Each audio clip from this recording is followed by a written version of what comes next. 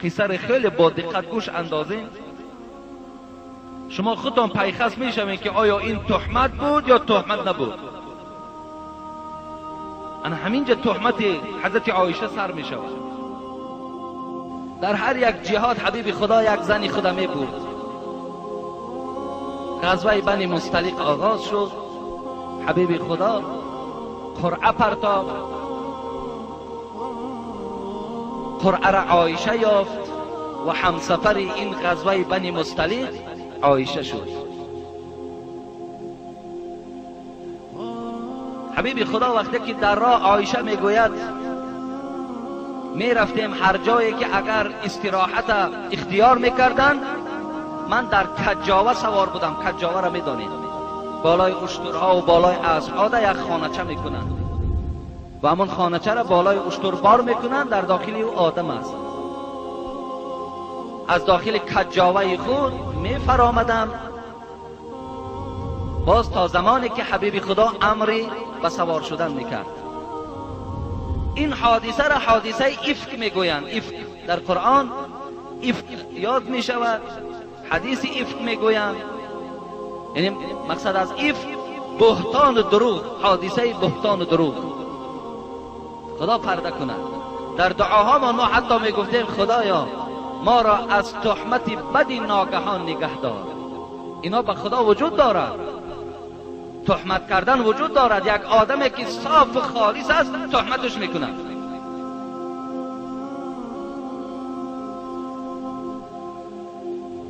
حبیب خدا میگه در غزوه بنی مصطلق اشتراک کردند، غلبه را به دست آوردند و این خبر غلبه بنی مصطلق به مدینه رسید که پیغمبر خدا در این غزوه غلبه را به دست آوردند. تمام مدینه را میگه خرسندی فرا گرفت. بعدا این حادثه بعد نزول آیت حجاب بود. وقتی آیت حجاب پوشیدن ساتر برای زنها وقتی که آیتش نازل شد، این تهمت هم بعد همون حادثه حجاب بود. حضرت عایشه میگوید آمدیم برگشت به سوی مدینه می آمدیم، در اثنای راه حبیب خدا کاروان من کردن، گفتن کمی استراحت میکنیم. شب بود، استراحت کردیم. پس فرمان شد که همگی سوار شویم، مدینه می رویم. حضرت عایشه میگوید من پیش از آنی که در کجاوه خود در آمده سوار شوم، اول خواستم قضای حاجت کنم تا که در راه برای من باز یگان مشکلاتی رخ ندهد، یگان مشکلاتی روبرو نشوم. رفتم، میگه دور رفتم قضای حاجت کردم، گشته آمدم به نزد کجاوه، خواستم که اراده در کجاوه سوار شدن شوم که دست در گردن میزنم، مهرم نیست. مهره‌ای که در گردن داشتم یقین دانستم که این مهره من کند است و در همون جای قضای حاجت کردگیم است.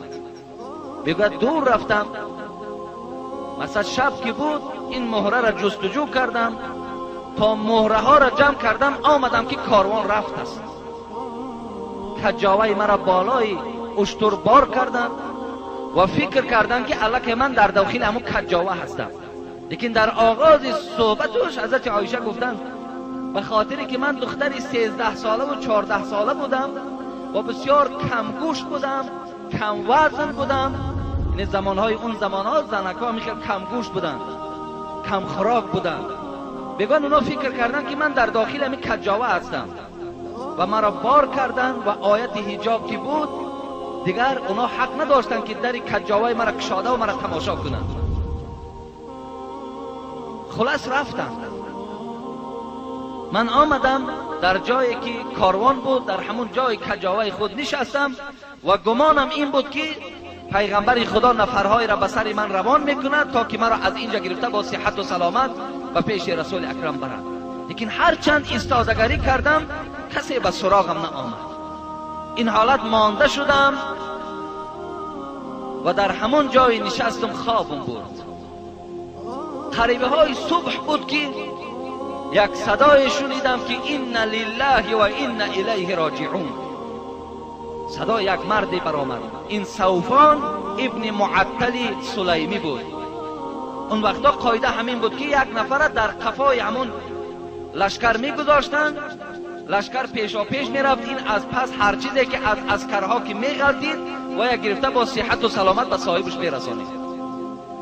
وقتی که این سوفان میگه سیاهی مرا که دید دم صبح بود، براست من آمد و ان لله و ان الیه راجعون گفت ما از خدا هستیم و به سوی خدا بازگشت داریم.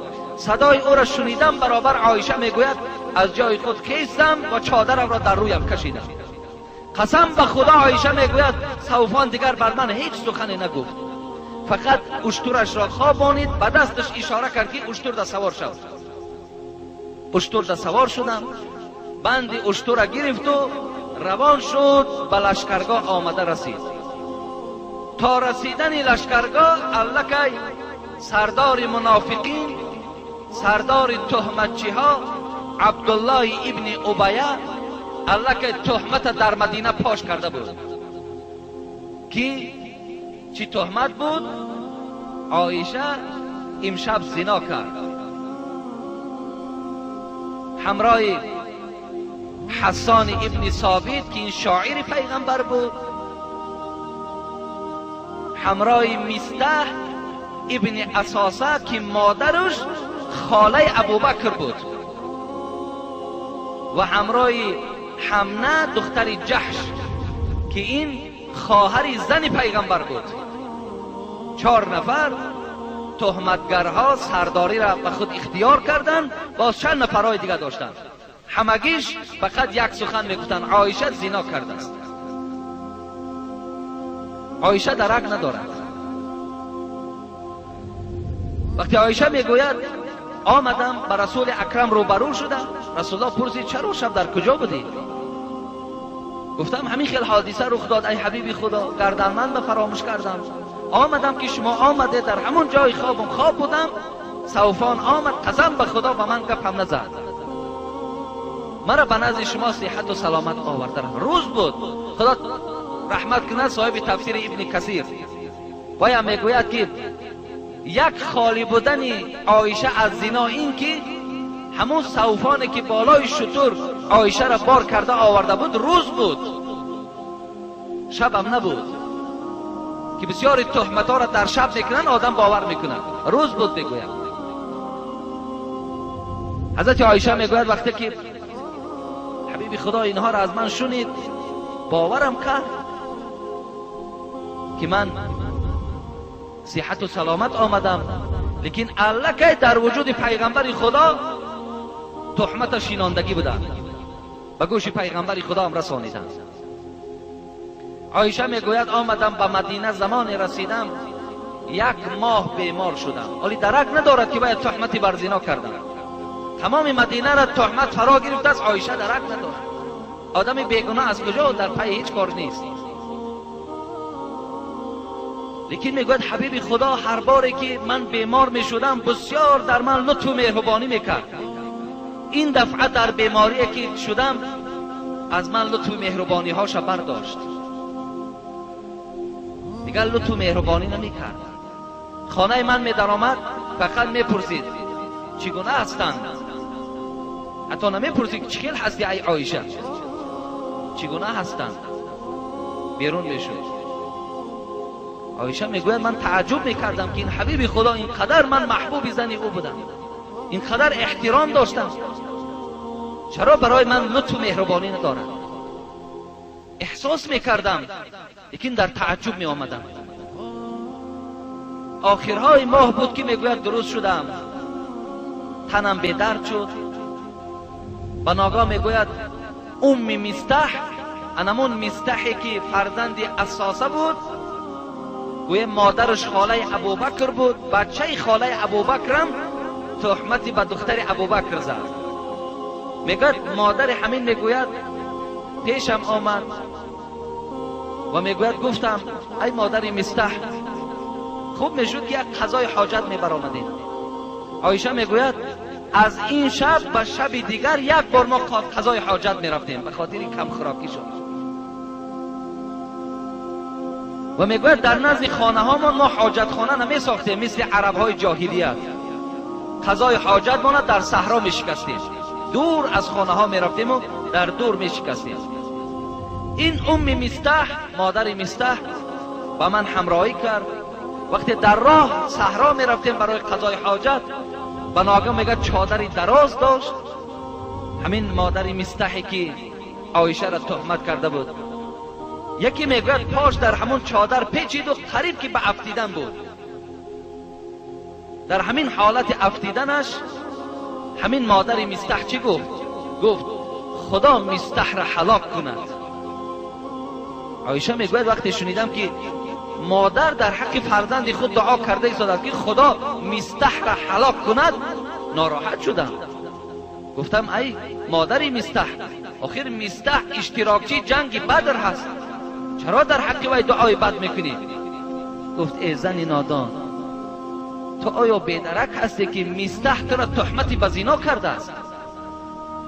تو میدانی که همین بچه من تو را تهمتی به زنا کردگی است. عایشه میگوید با شنیدن این سخن موی از بدنم خیست. گفتم چگونه مرا تهمتی بر زنا کردن؟ میگوید یکایک همگی شود. مادر مستح میگوید به من حکایه کرد. عایشه میگوید اثنای راه بود، به جایی که ما قضای حاجت میشکستیم رفتم، قسم به خدا از غم میگوید دیگه قضای حاجت کردن نتوانستم. از اونجا میگوید برگشتم آمدم به خانه. همان شب میگوید برای من شب نبود، تا روز میگوید گریه کردم، حتی صبح آب اشک چشمم خشک نمیشد. رسول اکرم صلی الله علیه و سلم میگوید نزدم آمد، دید که حالم خیلی دیگرگون است. اینقدر پرسید که چخیل هستند، دیگر چیزی از من نپرسید. و از پیغمبر خدا درخواست کردم ای حبیب خدا اجازت نمیدهی که پیش پدر و مادرم روم. عایشه میگوید برای آن من این اجازت از پیغمبر خواستم که تا که پره این حادثه را از زبان پدر و مادرم شنوم. رسول اکرم صلی الله علیه و سلم در جواب عایشه چی گفتن؟ گفتن تو اختیار داری رفتن بگیری. عایشه تماما دگرگون شدن. از جای خود خیستم، خانه پدر و مادرم رفتم. وقتی با مادر خود روبرو شدم گفتم ای مادر عزیز، چی گپ است در شأن من؟ در راست من چی گپ است؟ مادرم گریان شد و گفت ای عایشه، هر دختری که اگر زیبا باشد و او در نزد شوهرش محبوب باشد و زن او با شوهری او باز بغیر این زن دیگر زنها داشته باشند، زنهای او در حق این زن محبوب هر سخن میگویند. دخترم بی پروا باش، صبر کن، عاقبت کار بخیر است. گفتم مادر، الحال تمام مدینه را آوازه پهن شده است که من زنا کردم؟ گفت بله. در تمام خانه مدینه الکی تهمت زنای تو صدا میدهد. عایشه میگوید باز همان گریه های شب مرا فرا گرفت، ناراحت شدم، خیلی گریه کردم، آنچنان گریه کردم گفت که قسم به خدا از دم صبح دیگر اشک در چشمهام نماند، چشمها خشک از آب چشم شد. این زمان بود که رسول اکرم صلی الله علیه و سلم حضرت علی را با همراهی حضرت اسامه ابن زید فریاد کرد. گفت ای علی، ای اسامه، من شما را برای مصلحت فریاد زدم. گفت چی مصلحت داری ای حبیبی خدا؟ گفت آیا همین عایشه را سر دهم یا سر ندهم؟ حضرت اسامه گفتند اگر از من پرسی من از پاکی خانه تو خبر میدهم. آن چیزی که بالای خاندان تو تهمت آوردن، خاندان ابوبکر ده آوردن، همگیش ای رسول اکرم تهمت است، من باور ندارم. من فقط پاکی و پاکیزگی و اخلاق حمیده و حیای حضرت عایشه را میدانم و خلاص. حضرت علی گفتند ای حبیب خدا، خدا برای تو زن محدود نکرده است، بگیر دیگر زن. حضرت علی گفتند لیکن خوب می شود که آن خدمتگاری که عایشه دارد سیر و سودای وی از خدمتگارش بپرس، وی همش می داند. رسول اکرم خدمتگار عایشه را فریاد زد، بریره نام داشت. گفت ای بریره، گفت در حق عایشه چی میدانی؟ چی کارهای نادرستی وی میدانی؟ برای من خبر بده. بریره خدمتگار عایشه گفتند ای حبیب خدا، عایشه بسیار دختری خوب است، بسیار دختری نیک است، بسیار دختری پاک دامن است، فقط یک عیب دارد. عیبش امین است که وقتی که خمیر میخیلد در پیش همان خمیر سری خودش میماند، وقتی که خواب میکند گوسفند و مرغا آمده خمیرش که خورند از خواب بیدار نمیشود. اینقدر عیب دارد که این عیب نیست، زیرا که وی جوان دختر است، وقتی خواب کرده نشست. همین قدر عیبش میدانم و خلاص. رسول اکرم ناراحت شدند، از هر جا صدای فقط نیکی عایشه می آید و خلاص.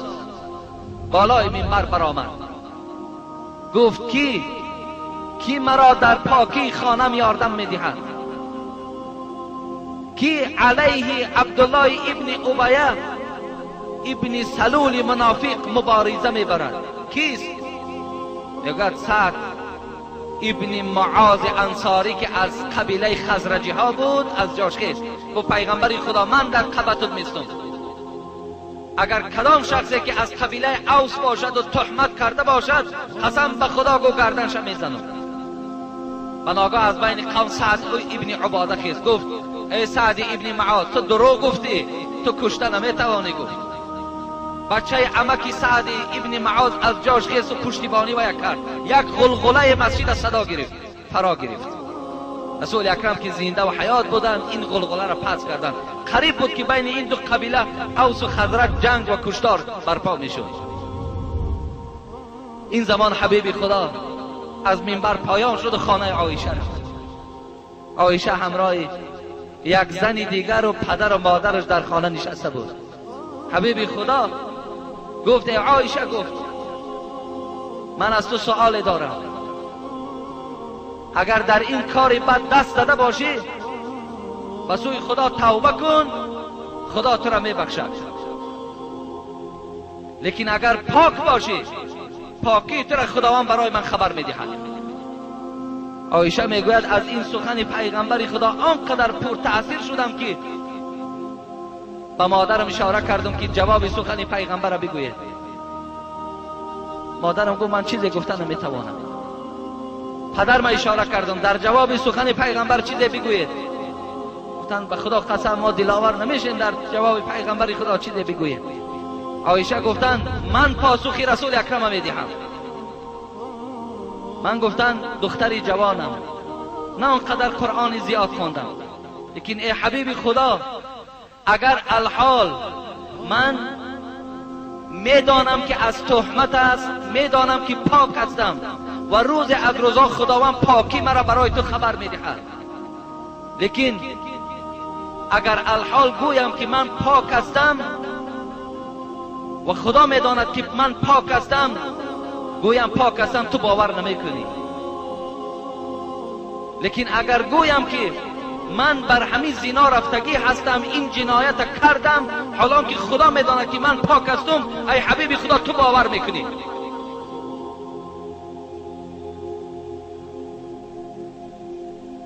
این سخن گفتم ناراحت شدم. در پهلوک میگوید بستر خوابم بود، همون بالش در نزدیک کشیدم، سرم گذاشتم و خواب کردم. پیغمبر خدا از جاش ناخیسته، پدر و مادرم از جاش ناخیسته که یک لرزه پیغمبر خدا را فرا گرفت. این نزول وحی بود، پایان آمدن جبرائیل بود. همین زمان بود که میگوید پیغمبر خدا را لرزه فرا گرفت. دانستم که وحی از آسمان و پیغمبر آمده ایستاده است.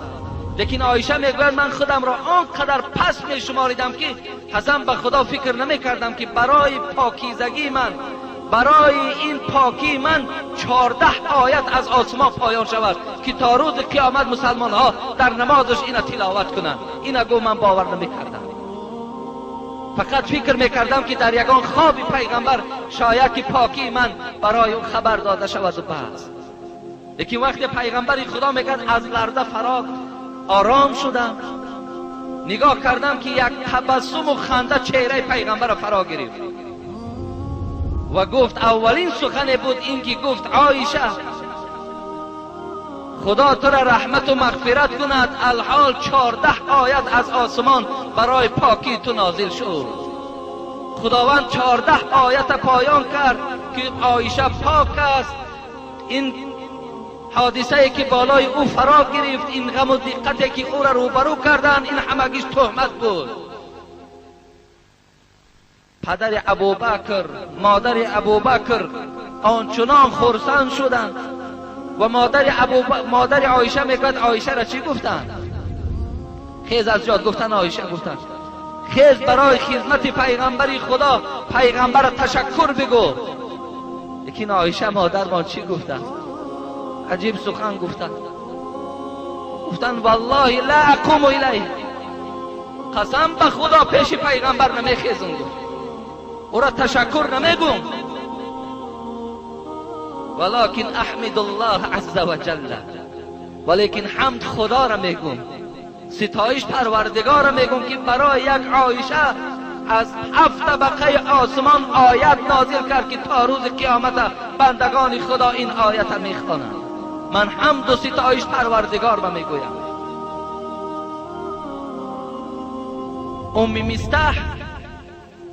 مستح که بچه خاله ابوبکر بود، یکی از اعضاهای تهمتگران بود. ابوبکر از جای خود خیست و گفت دیگر خاندان مستح را ابوبکر تأمین میکرد. گفت مستح به خاطر که تو ما را در رنج گذاشتی دیگر تو از نفقه محروم شدی، من خاندانیتی را دیگر تأمین نمیکنم.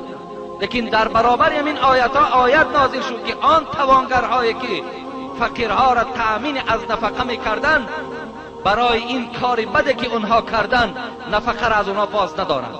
این خاص در باب ابوبکر بود.